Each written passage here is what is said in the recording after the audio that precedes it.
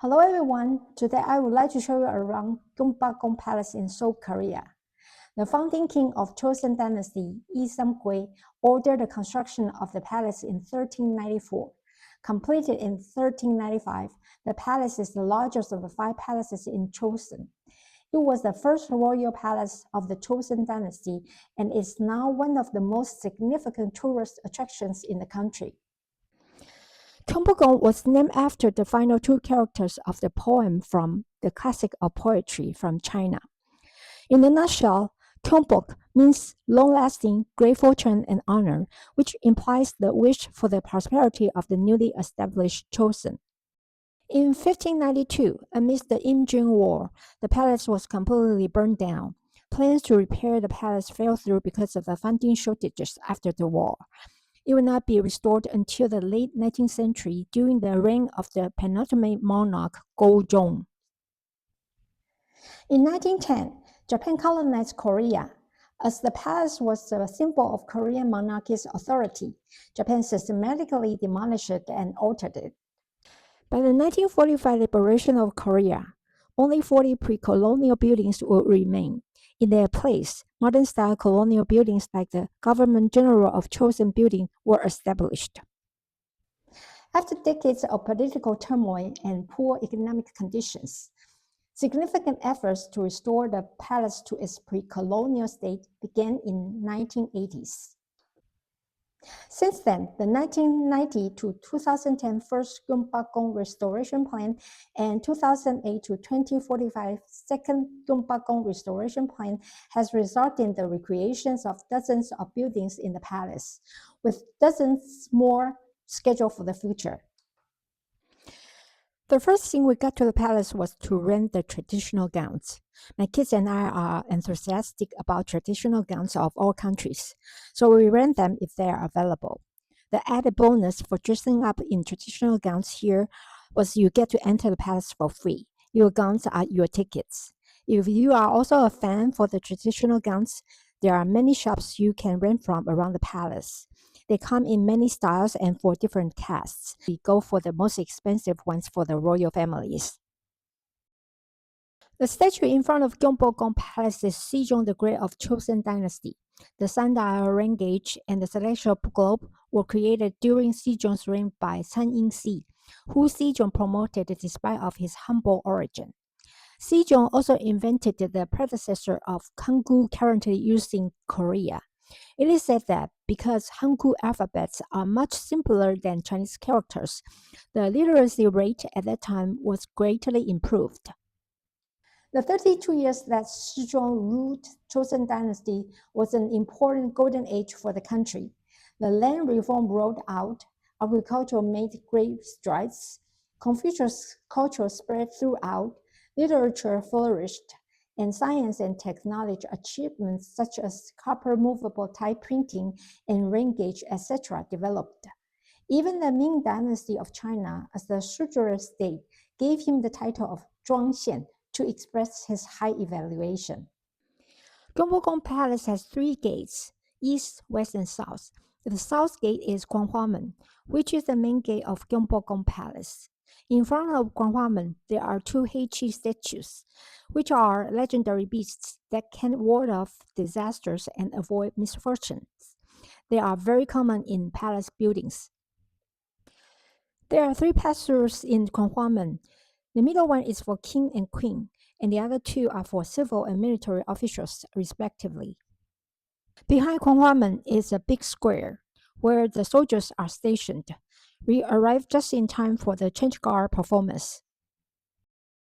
수문장의 구령에 맞춰 좌문 대졸들이 이상 없음을 보고하고 기수가 깃발로 신호를 합니다.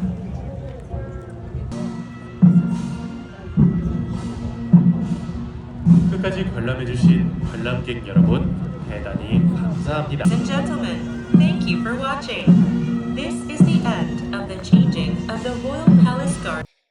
At the other end of the square, opposite to Gwanghwamun, is the second gate leading to the palace called Hingyi-mun. After passing through Hingyi-mun, there is another square with a bridge called Yongji-jo. The water under the bridge is called Jinchuan, which separates the space where king family and the people live. The animal statues on the bridge are mythical beasts guarding the palace. The other end of the bridge is Moon, and after Moon is Chunjeongjin. Chunjeongjin is the main hall of Gyeongbokgung Palace. The king held morning court here, and important royal ceremonies such as king's enthronement, the appointment of crown princes and officials, and the reception of foreign envoys were all held here. There are 3 rows leading to the Cheonjeongjin. The middle one is higher and is used exclusively by the king, called the royal row, while the rows on both sides are for officials to walk on. There are stones on both sides of the 3 rows with official ranks engraved on them, so that officials can take their proper positions when they gather. The floor tiles here are uneven and not polished. The reasons smooth and beautiful marble or granite are not used are as follows. First, for the official who have to bow in front of the king, the reflection of the ground makes them uncomfortable, and the uneven floor tiles can block the reflection of sunlight. In addition, the unpolished floor tiles are non-slip and have a resonance effect that can transmit the king's voice better.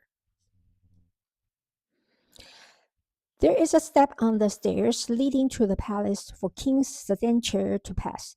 The step is engraved with a phoenix, symbolizing the coming of a wise ruler in a peaceful and prosperous era.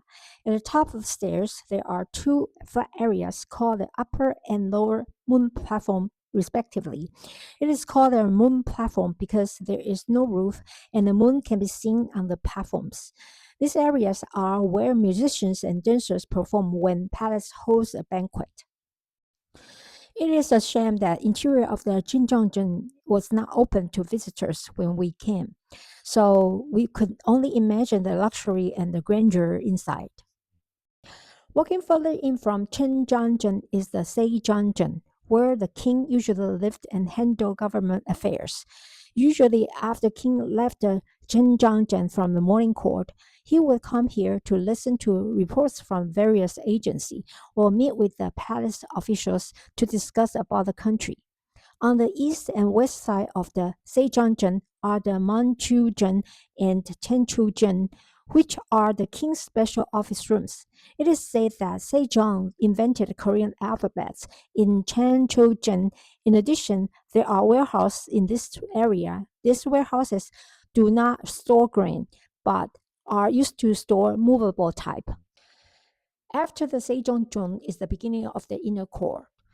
The first hall in the inner court is the Koningjon, which is the king's bedroom. The Koningjon is divided into 6 small rooms. The king sleeps in the middle, while the concubines stay on call in the small rooms next to it.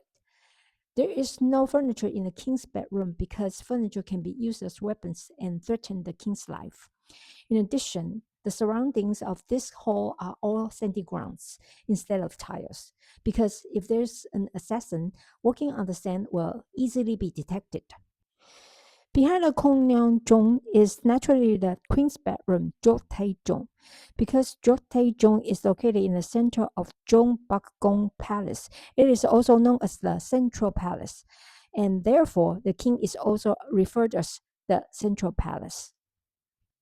As an important function of the royal family, it is inevitable to have to hold banquets and celebrations, and Gyeongbokkgung Pavilion was built for this purpose. Gyeongbokkgung Pavilion is not open to the public and only can be seen from the gate.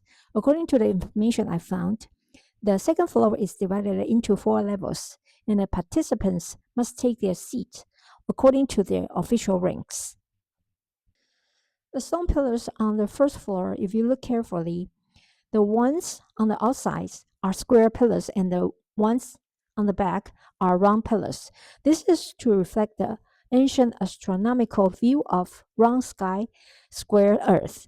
Moreover, the pillars gradually become thicker from top to bottom, which is the slow-shaped pillar in Korean architecture, making the overall building look more solemn and stable. The royal family bears the responsibility and obligation of a country, so it is necessary to relax appropriately. The garden provides a place for the royal family to relax. The garden is called Gyeongbokgung Pavilion. If the Gyeongbokgung Pavilion shows the majestic masculine beauty, then Gyeongbokgung Pavilion is the elegant and soft feminine sentiment. Gyeongbokgung was built in 1443. It was Crown Prince's office. The fifth king Manjong, when he was crown prince, handled state affairs there on behalf of his father Sejong the Great. In 1452, it was demolished under Manjong's order. It was then rebuilt in 1891 under Gojong's order to be used as then Crown Prince Sunjong's office. At this point, I have shown you some of the more important places in the Gyeongbokgung Palace. In fact, Gyeongbokgung Palace is much larger than what I've shown you here, but many of them are not open. Especially some of the more down-to-earth places like Outer Royal Kitchen and Inner Royal Kitchen are not open. I became a fan of Korean drama Dae-jang-kim when it was aired 20 years ago. It will be interesting to see the Royal Kitchen and compare it with the scene in the Dae-jang-kim. Finally, here are some perhaps not well known but interesting facts for you. First, ancient Korean dynasty ruler can only be called king but not emperor, mainly because Joseon dynasty has long been a vassal state of China, and emperor is a title exclusive to China, representing the supreme ruler, and only the emperor of China can use it. Gojong tried to become emperor in 1897 and changed the country's name to Korean Empire, which was seen as a symbol of Joseon dynasty's departure from the vassal system and seeking independence. However, this also attracted attention of the international community and ultimately failed to completely change its international status. In ancient China, the emperor was called Your Majesty, and other members of the royal family were called Your Highness. The Goryeo dynasty on Korean peninsula followed the diplomatic strategy of king outside and emperor inside. Domestically, its monarch was called Your Majesty. After the Yuan dynasty invaded Goryeo, the title of the king by ministers was downgraded to Your Highness.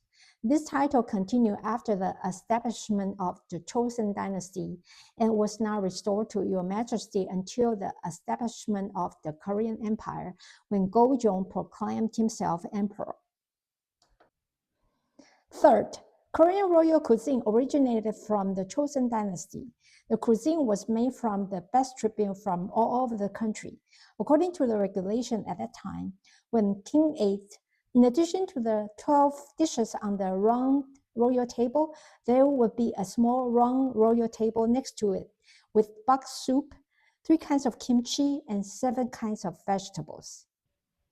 Only the king's royal table could have 12 or more dishes. The nobles could only have 7 to 9 dishes, and the commoners could only have 3 to 5 dishes.